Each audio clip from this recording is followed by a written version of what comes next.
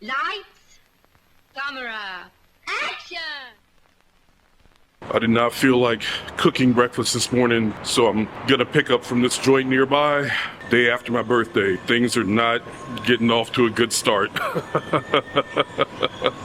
So yeah, the bad morning continues. Pissed off, go to pick up my breakfast, and these motherfuckers, they just didn't give me what I ordered. And her excuse was, oh, after a certain time we run out of, and I'm just like, I understand that, but I placed this order way before that cutoff time. This is like the general manager like telling me this. So she's trying to sell me on oatmeal or whatever the fuck, and I'm just like, it's not what I want. You're not giving me what I want. So I'm very displeased. To say the absolute least, I'm displeased. So I know it doesn't look like much. It tastes great though. You know, I just got up this morning. Yeah, just the day just did not start off the way that I would have liked. And I just, I was just like, I don't want to cook breakfast. So I placed this order, and the thing was, I wanted avocado, and this has avocado, so.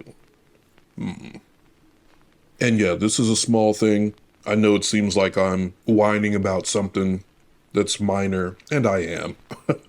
But two things. One, when it comes to my food, like I just don't play about that. If I order something, that's what I want. If you tell me up front I can't get it, that's a different story. But if I'm able to go through with the whole order, there's nothing that says, hey, you can't get this or we can't do this, and I get my food and it's not what I ordered, I'm not gonna be happy because I'm ready to eat what I thought I was getting. You feel me? Messing with my food, man. But the second thing is I just wonder if this is going to be indicative of the year to come. Again, first day after my birthday. This happens, which is not major, but the day just the first meal of the day should not piss me off. But even before this, I heard back from the manager who read Azalea. Hey Jay, hope you had a good weekend. Unfortunately, I didn't connect enough with your script to want to come on board. The subject matter is great though. So best of luck in finding a home for it. Thanks for sharing it. One thing I will say, shout out to that manager, like less than 2 weeks, got back to me, at least he read it. In my last video, I said that this industry is like beating the optimism out of me. And it's shit like this that I'm talking about.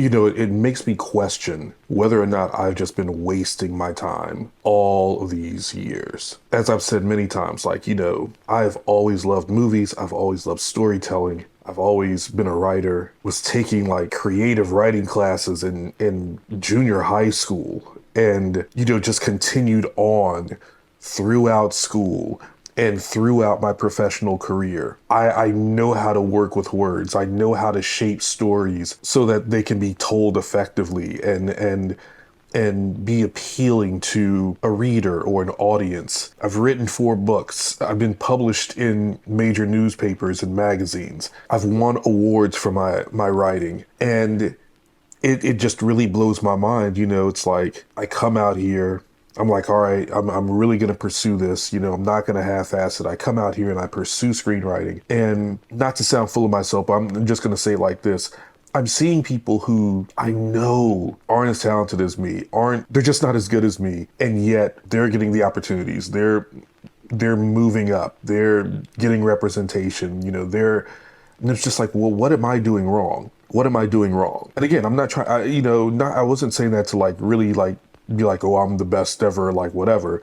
But it just makes me think of, that phrase where they say someone who's not good as you is doing what you want to do. I'm butchering the phrase, but I mean, that's what I keep thinking. It's just like, no, I'm not better than everyone. I'm very realistic, but I know that I'm so much better than a lot of people who are doing this, and I don't understand where I am falling short. I don't understand why my work is supposedly not connecting with people because, I do hear that, but I usually only hear that from like managers.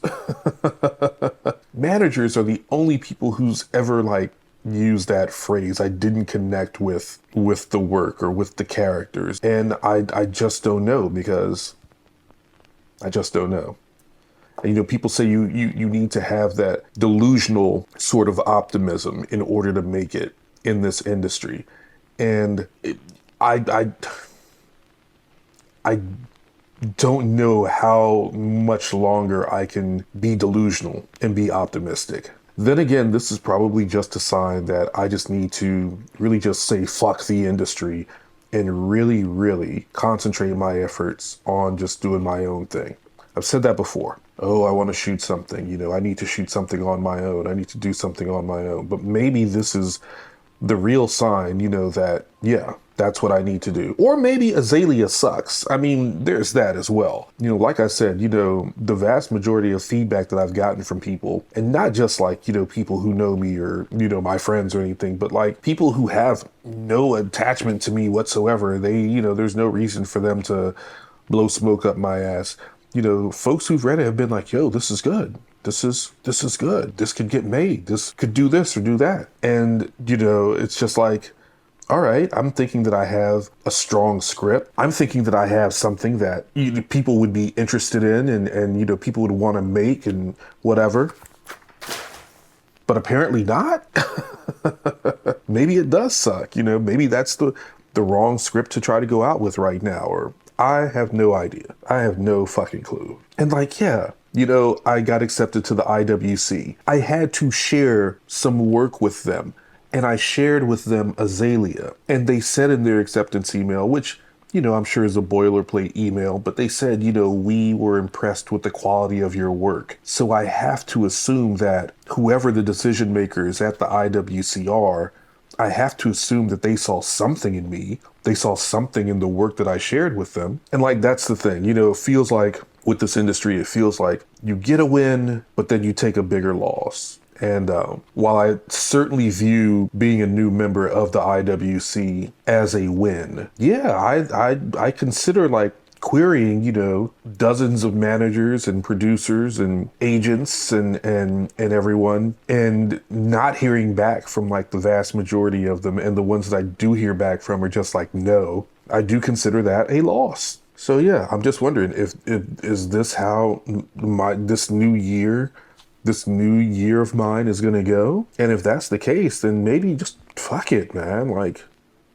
the only reason I'm even like trying to stay out here in LA for however long I stay out here is so that I can remain somewhat close and connected to the industry. But I mean, fuck it, if the industry's not trying to have me, why am I here? I'm already miserable here.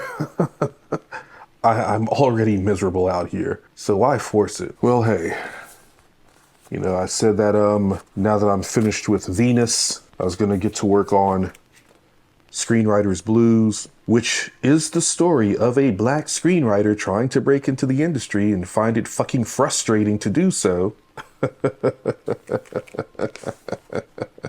So maybe this is exactly what I need to be feeling as I jump back into this. All right, y'all. Well, that's the update on Azalea.